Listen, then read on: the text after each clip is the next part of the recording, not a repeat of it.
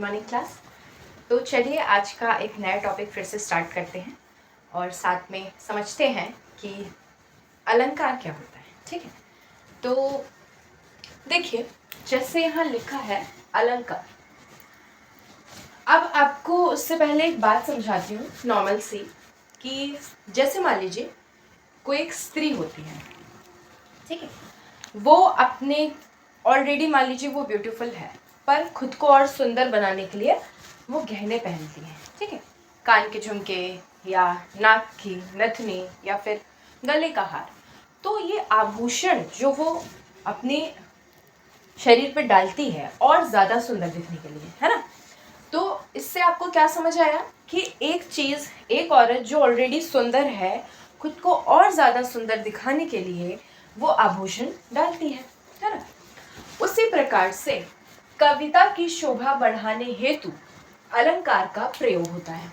देखिए मैंने लिखा है शॉर्ट में, मैं एक्सप्लेन करूंगी आपको कि मान लीजिए पोएट है, उसने अपनी कविता लिखी यानी पोयम लिखी। अब वो पोयम को, एक होती है नॉर्मल पोयम, पढ़ के अच्छा लगा, ठीक है, राइम बैठ रहा है और दो तीन चीजें। उसके बाद क्या हुआ, उसकी और ज्यादा सुंदरता को बढ़ाने के लिए क्या करेंगे, हम अलंकार का प्रयोग करें। जैसे एक कविता की सुंदरता हम अलंकार का प्रयोग करके बढ़ा सकते हैं। ठीक है, अलंकार का प्रयोग कैसे करेंगे, अभी आपको मैं कई एग्जांपल्स दूंगी जिससे आपको समझ आ जाएगा कि हाँ ये एक पोयम है और जिसमें अलंकार का यूज हुआ है, जिससे इस पोयम की सुंदरता और ज्यादा बढ़ गई है। ठीक है, तो चलिए परिभाषा लेते हैं।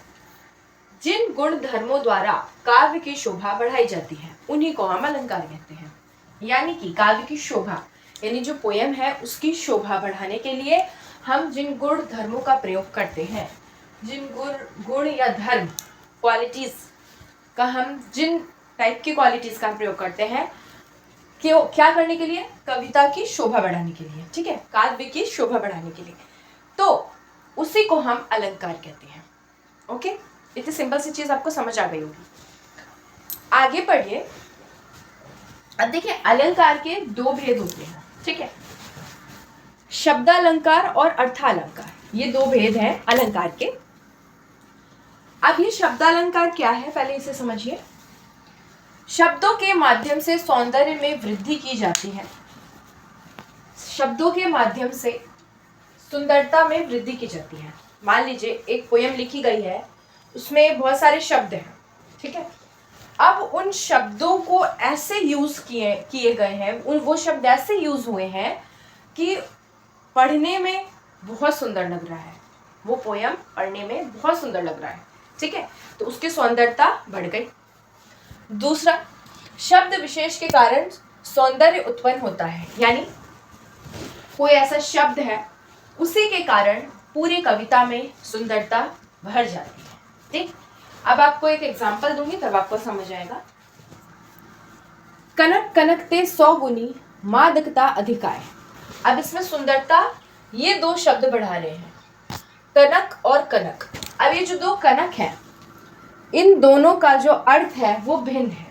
ठीक है, एक कनक का अर्थ है गेहूं या फिर सोना, ठीक है, और एक कनक का अर्थ है धतूरा। तो यहाँ पर दोनों कनक सेम वर्ड यूज हुए हैं लेकिन उनके अर्थ अलग है, और इसी को देखते हुए हमें ये पोयम बहुत ही अच्छी और सुंदर लग रही है, क्योंकि यहाँ दो शब्द यूज हुए हैं एक जैसे, जो कि इस पोयम की शोभा बढ़ा रही है। ठीक है, आगे पढ़ेंगे हम अर्थालंकार। देखिए, अर्थ में चमत्कार उत्पन्न करने वाले, ये तो थे शब्द में चमत्कार उत्पन्न कर रहे थे, और ये है अर्थ में चमत्कार उत्पन्न कर रहे हैं। जैसे एक पोयम लिखी गई, उसके हम शब्दों पे नहीं जाके उसका इतना सुंदर अर्थ निकलेगा, तब हम उसे कहेंगे कि अर्थालंकार है, क्योंकि उसका अर्थ बहुत ही सुंदर निकल रहा है, जिस वजह से कविता की सौंदर्यता बढ़ गई है। अर्थ के माध्यम से काव्य सौंदर्य बढ़ता है, और इसी वजह से, अर्थ की वजह से हमारी जो कविता है उसकी सुंदरता बढ़ जाएगी। ठीक है, अब चलिए, अब पहले हम शब्दालंकार समझेंगे। 9th और 10th क्लास के हिसाब से ये अलंकार मैं पढ़ा रही हूँ, तो 9-10 के हिसाब से आप ये 3 विशेष अलंकार हैं जिन पे ध्यान दीजिएगा। शब्दालंकार के भेद, अनुप्रास, यमक और श्लेष। देखिए शब्दालंकार के 3 भेद पढ़ेंगे हम, अनुप्रास, श्लेष और यमक। ठीक है, तीनों ही बहुत मजेदार हैं, प्लीज ध्यान से सुनिएगा, ध्यान से समझिएगा। अनुप्रास, जब किसी वर्ण की आवृत्ति एक से अधिक बार हो उसी को हम अनुप्रास अलंकार कहते हैं। कैसे?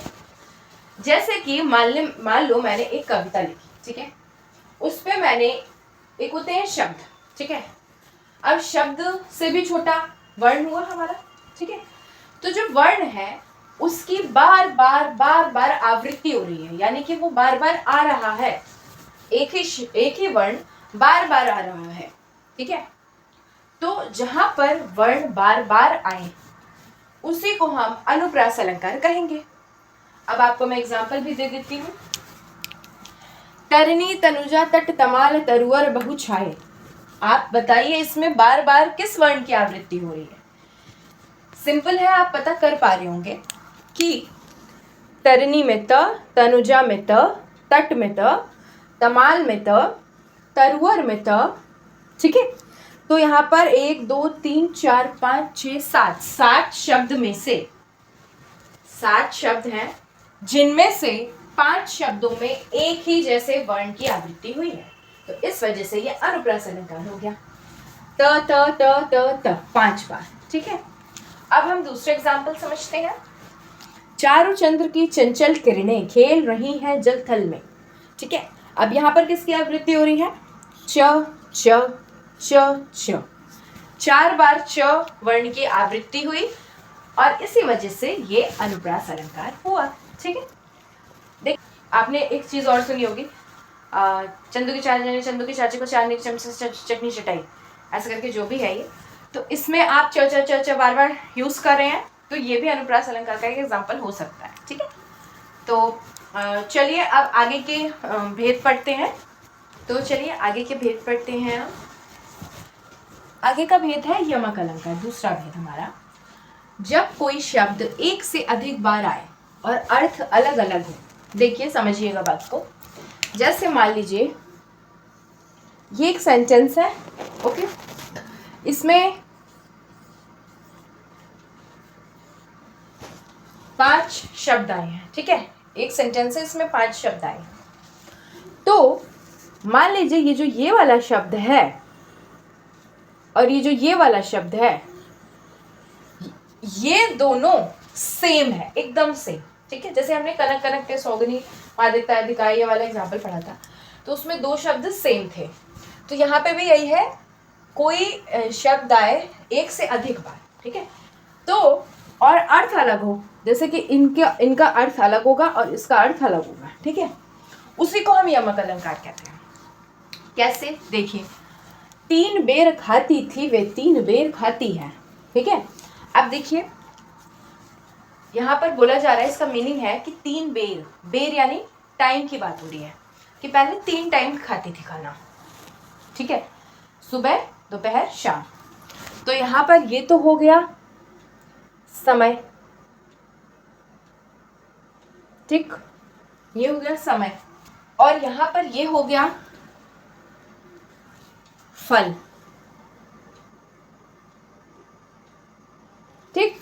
तो यहाँ बोला जा रहा है कि पहले वो 3 टाइम खाती थी खाना, सुबह दोपहर शाम 3 टाइम खाती थी, मगर अब ऐसी स्थिति हो गई है कि वो सिर्फ पूरे दिन में 3 बेर, बेर होता है ना फल मीठा मीठा, तो पूरे दिन में सिर्फ 3 बेर के टुकड़े फल खाती है, ठीक है, 3 बेर खाती है। तो देखिए शब्द दोनों एकदम सेम है, स्पेलिंग से लेकर उच्चारण तक, लेकिन दोनों के अर्थ जो है वो अलग है, भिन्न है। तो इसी वजह से ये वाली चीज यहाँ पर हुई और इसी वजह से ये यमक अलंकार कहलाएगा, ठीक है। आगे समझिए श्लेष अलंकार क्या होता है, ठीक है। श्लेष अलंकार, इसका अर्थ चिपका हुआ, जैसे मान लीजिए श्लेष का मीनिंग होता है चिपका हुआ, ठीक है, एकदम एक शब्द में अनेक अर्थ चिपके होते हैं कोई शब्द एक बार आए तथा उसका एक से अधिक बार अर्थ प्रकट। अब देखिए जो ये मैंने स्ट्रक्चर बनाया इसी में समझिए आप कि ये तो दो शब्द आ रहे थे सेम और दोनों के अलग मीनिंग था, पर यहाँ कुछ और है, श्लेष में कुछ और है। श्लेष में क्या है, यहाँ पर एक ही शब्द है जिसके दो मीनिंग है, एक और दो मीनिंग है, यानी एक ही शब्द में चिपका है, चिपका, श्लेष मतलब चिपका, तो एक ही शब्द में दो अर्थ चिपके हुए हैं, दो अर्थ छिपे हुए हैं। एक शब्द में अनेक अर्थ चिपके होते हैं, कोई शब्द एक बार आए, यहाँ पर एक बार आ रहा है शब्द तथा उसका एक से अधिक बार अर्थ प्रकट। ठीक है, तो अब इसका एग्जाम्पल समझते हैं। जैसे है, रहीमन पानी राखिए, बिन पानी सब सून। ठीक है, पानी गए न उबरे, मोती मानस चो। देखिए इसका अर्थ समझिए कि पानी के बिना मोती अपनी चमक खो देता है, मनुष्य अपनी इज्जत खो देता है और चूना जो है वो बेकार हो जाता है। यानी पानी गए न उबरे, पानी के बिना मोती भी खराब, बेकार है, नष्ट हो जाएगी, मोती की चमक खराब हो जाएगी, मनुष्य की इज्जत चली जाएगी, और यहाँ पे चून यानी चूना, पानी के बिना उसकी कोई वैल्यू नहीं है। ठीक है, आप एक चीज़ समझाती हूँ मैं, ध्यान से समझिएगा। यहाँ पे जो ये पानी है, ठीक है, इसका अर्थ तीन है। ठीक, कैसे, जैसे मान लीजिए मैं एक स्ट्रक्चर बना रही हूँ, पानी। ठीक, पानी मैंने बनाया, इसका तीन अर्थ है, चमक, इज्जत और जल। ठीक, और